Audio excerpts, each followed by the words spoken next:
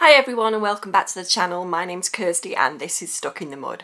So in today's video I'm going to be talking all about responsibility OCD and how this really impacted my life, because responsibility OCD or hyper responsibility OCD is a subtype of obsessive compulsive disorder, and it's characterized by having the intense and irrational fear of harm coming to others from your thoughts or actions. And this could involve intrusive thoughts, images, and just really awful things around the possibility that you could have caused some harm to somebody else.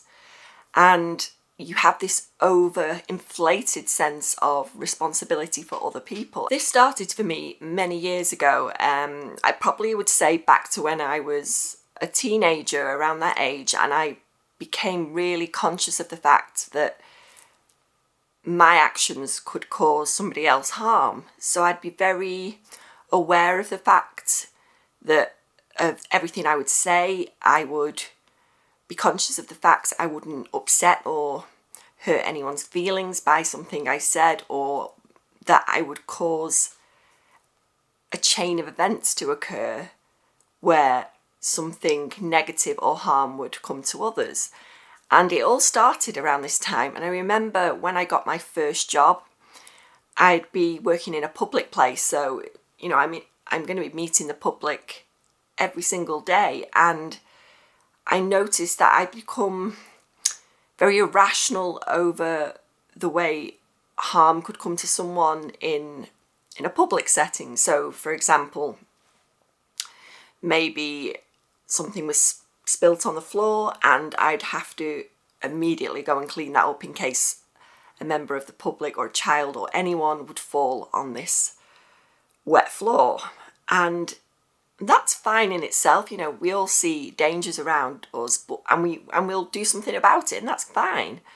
But then it became excessive, and this is how it all escalated for me. So as I continued to work in a public environment, I would also then become in charge of doing window displays. I would dress mannequins. I worked in a clothes shop. So I was working with some quite heavy equipment, and I'd be very, very concerned about the fact if they were put on a higher shelf that they would be safe and they couldn't potentially fall on a customer, fall on another person, fall on a child, fall on a baby, anything. I think of every case, every scenario, every worst case scenario. So then it just became to the point that it was so irrational and excessive that I would check everything was safe, and that's fine. Again, it's nothing wrong with checking something safe, but it's when it becomes irrational and obsessive to the point that we're repeatedly checking.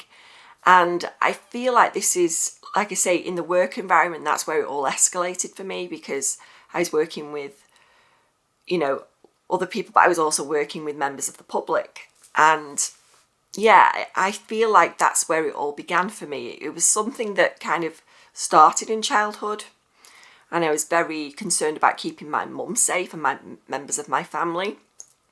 And then into adulthood and the working world, it then crossed over into that, and it was getting out of hand. It really was, because I was also coming away from work, the end of my working day, and I'd have repeated intrusive thoughts about something, for example, falling off a shelf and hurting someone and potentially killing someone. I'm really going to the worst case scenario here.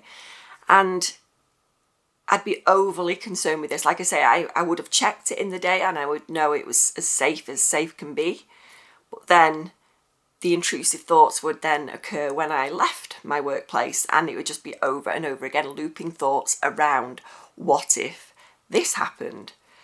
And it got to a point where, like I say, I was really driving myself insane with it, because we can't have control over everything that happens. We can make things as safe as they can be and, act in the way that, morally we're doing everything right, and we're checking that everything is safe as it can be in our capability, because it's all about what we can do in our capability. Because when it becomes excessive, you're taking on way too much. Everything isn't in your control. And where it led me then was to be where I was concerned about things, like I said, away from work. And one particular example was I was ironing clothes at work to put on the mannequin, and I would become overly concerned that I'd left the iron on when I know I would have turned it off. So I rang work. I said, look, I'm probably being a bit silly here, but can someone just go and check that the iron's off, because I don't know if I turned it off. And I would have turned it off because I would have been checking at work. That's the way I operated at work. Then I'd be repeatedly checking because I had OCD. It was the thing I did. But then it wasn't enough for me when the person came back to me and said, yes, it was turned off. That wasn't enough for me to be, okay, it's fine. It's fine, it's off. I can just go ahead and enjoy my evening now. It wasn't enough for me. And at that point, I went back to work and I actually physically checked for myself that it was off, because I had already had images of the workplace burning down. People were hurt, people were harmed. Worst case scenario stuff. I was already there. But it didn't happen because the iron was off and it was safe. It was as safe as I had left it, as safe as I could have done in my capability. I did know it was off, but I had the intrusive thoughts that it wasn't. And this is where we get stuck with OCD, because we like to keep other people safe, and it's almost like above ourselves. We're very, very safe people, like morally and everything, safety-wise. We're up there, we're way up there, just trying to keep us and everyone around us safe. But it really got excessive where I was, even the notion that I could trace something into a public setting, like if I'd been working out in the garden, for example, and I had been working with like pesticides or slug treatment, I'd trace something in on my shoes, and that could then be somehow put into the mouth of a child. It was that excessive for me. It was really excessive that I could trace things into a public place, and it could kill someone, it could kill a child, and that was just the worst case scenario, worst thing that could happen. And it got to the point that I actually did break down at work, talking to a manager and kind of sharing how I was feeling, because it just became so irrational. And these things I was imagining in my head were all false. It was just OCD trying to keep me in its grips. And this is so easily done with OCD. It likes to keep us where it wants us, and it wants to keep us wanting 100% certainty, and it wants to keep us in that loop, just going round and around and around. And I think generally, a lot of people with OCD are perfectionists. We want things to be perfect. And it all goes back to the whole needing certainty and needing absolute proof that nothing bad is going to happen. And we can't have that in life. It got to the point with me where I wouldn't even arrange anything myself, because if I arrange, say, a get together with friends, then that would be my responsibility to keep everyone that came to my arrangement safe.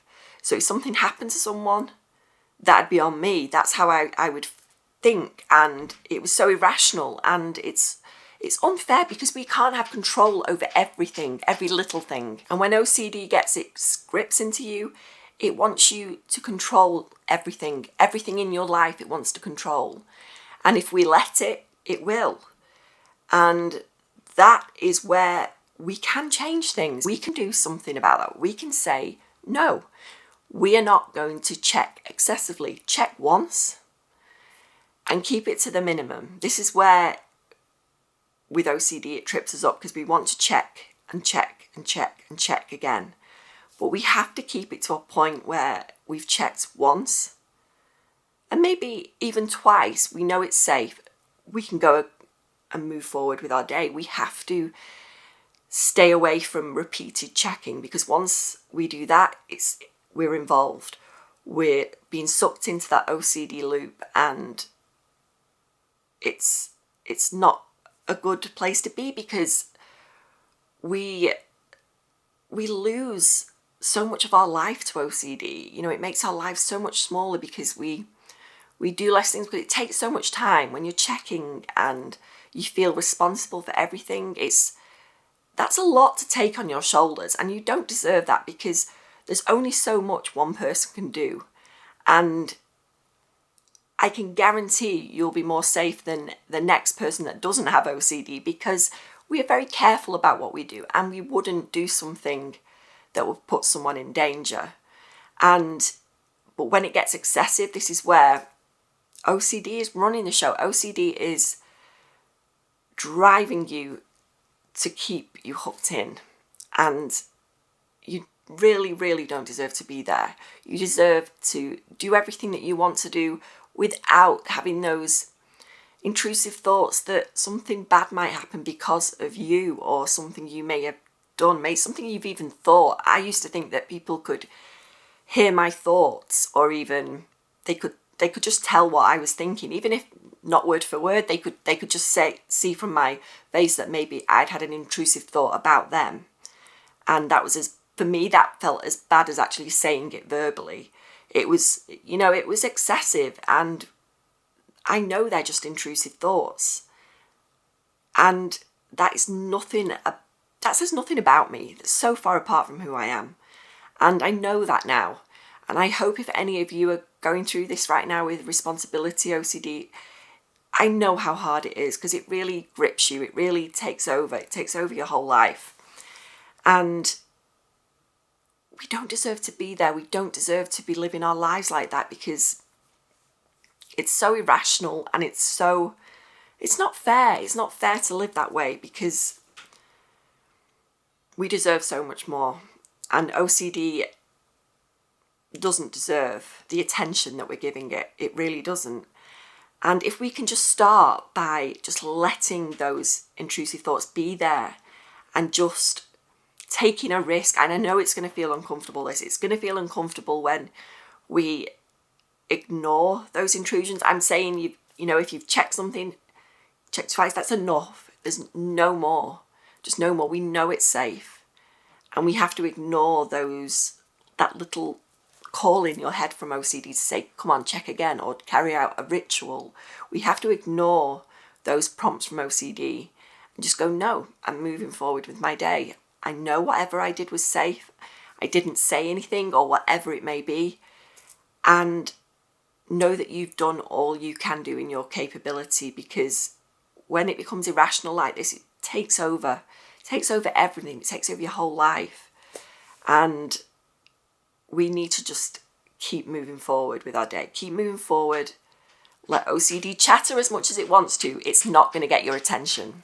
So I would go back to my tried and tested choice for therapy. For me was metacognitive therapy or detached mindfulness. You could even use exposure and response prevention in this case. And I've used elements of all of those over the 40 years I've had OCD. I've had it a long time, and these things have always helped me. But with this, I would just let those intrusions be there, those uncomfortable thoughts, images, whatever it may be. Just let them be there, and it's going to feel uncomfortable, and you may have even higher anxiety at first. But with time and with the more we repeat this action where we just let them be there, and we're just letting the thoughts be there, we're not involving us. It's very important not to push them out either, because they just come back.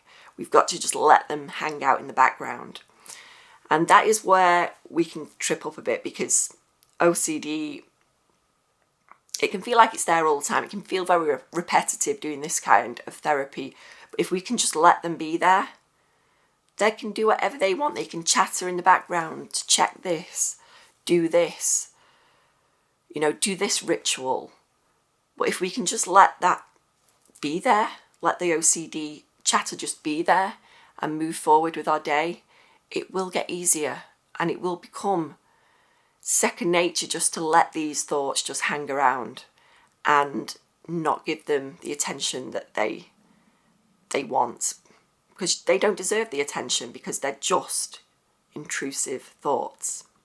So I hope this really helps you today, and I hope it gives you a sense of what maybe you've been going through but you didn't really know what it was. So responsibility OCD, or hyper responsibility, is so irrational, and you don't deserve to be living your life this way. If you've anything like me where it took over and it drives you absolutely crazy and insane because you can't have control over everything. You can't. And once you realise this and you can just let OCD be the bully that it is, just carrying on as it wants to, but you don't give it the attention, you're making the right steps for your recovery. So thanks for watching today. Please give this video a thumbs up and subscribe to my channel, and I will see you next time.